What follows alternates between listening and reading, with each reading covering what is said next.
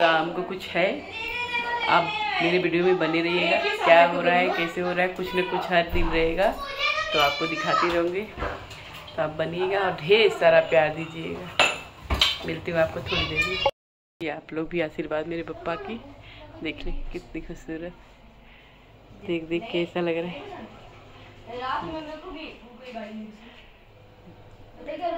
आरती पूजा सब हो गई है, सब आरती पूजा अब खाना पे लग रहे हैं। आज कुछ और भी होने वाला है तो इसकी वजह से उसकी तैयारी हो रही है। चलिए आपको दिखाती हूँ आपसे।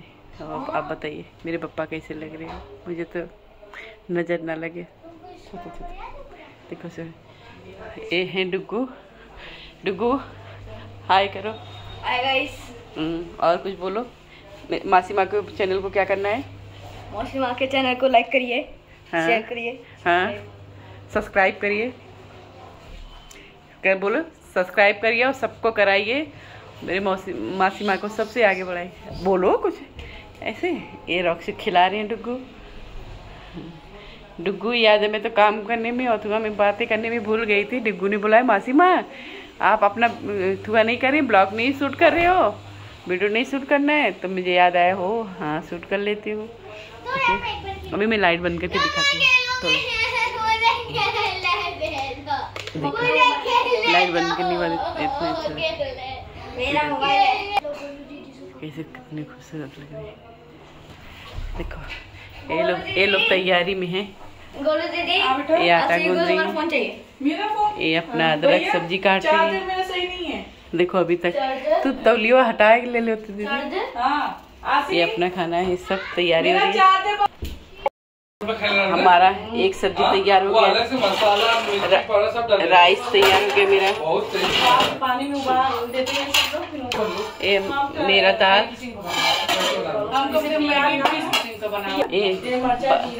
पप्पा का खाना लेके जा रही हूँ। पप्पा का मैगी, वो वाला मसाला डाल लो, मसाला मैगी, पप्पा का मसाला। ये पप्पा को खाना लेके जा रही हूँ उनके लिए। ये मैगी, एक सादा मैगी है, एक मसाला वाला मैगी। मैगी अभी खाएंगे लोग, इसलिए प्रसाद चढ़ा देती हूँ। पूरी अभी शाम को बनेगा। आज हमारे घर पे सुंदरकांड होने वाला है। पनीर और जो ऊपर टेस्ट का वाला पनीर। बाकी लोग यहाँ ये मैगी के बारे में बता रहे हैं। और सेवई हमारी, ये सेवई सब यहाँ पे बैठे हैं। चलो अभी पप्पा को खाना खिला देती हूँ, फिर मिलती हूँ आपसे। घर में चल रहा भजन।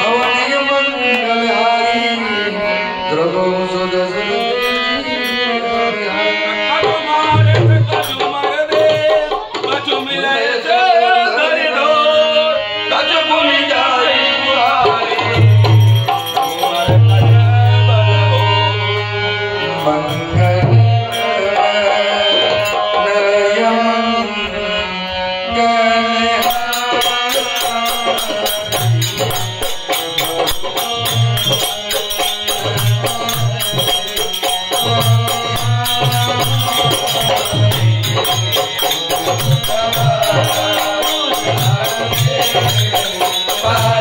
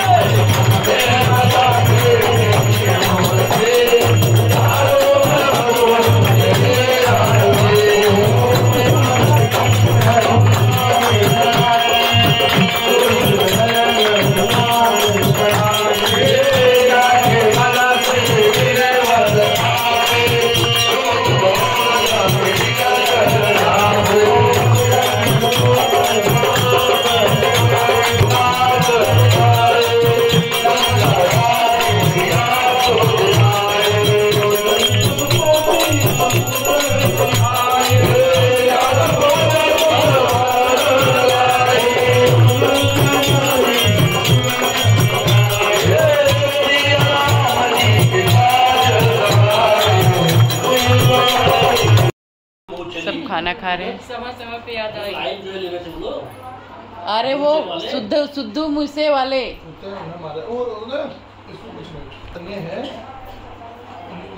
लेकिन इनका ज्यादा ये है। कैसे क्या है बता रहा था। ये लोग जो देवता पूजा करते हैं, इसमें शिकार कर लिया था, इसके लिए उसे खून। चलिए हमारा पूजा खत्म, सुंदरकांड खत्म हो गया, भजन कीर्तन भी हो गया, आरती भी हो गई। थोड़ा बहुत शायद शूट की हूँ, मुझे उतना नहीं पता क्योंकि मुझे टाइम ही नहीं मिला। अंधेरा हो रहा है, लाइट जला दो, क्योंकि अंधेरा हो रहा है, मेरे पास टाइम नहीं था। किसी को दी हो थोड़ी सा। अब एडिटिंग करूँगी तो पता लगेगा कितना शूट, जो भी रहेगा आप लोग के सामने सब रहेगा। आप प्लीज़ अगर मेरी वीडियो और ये सुंदरकांड अच्छा लगे तो वीडियो को क्या करना है आपको सबको, लाइक शेयर कमेंट सब्सक्राइब करना। अलकस कुछ भी बोलते हैं सब। तो अगर टूट गई है तभी वीडियो को एंड करती हूँ। तब तक मिलती हूँ, तब तक बने रहिए और अपनी फैमिली और फ्रेंड को जरूर दिखाइए। तो करिए, तब तक के लिए bye bye, good night, Ganpati Bappa मोरिया।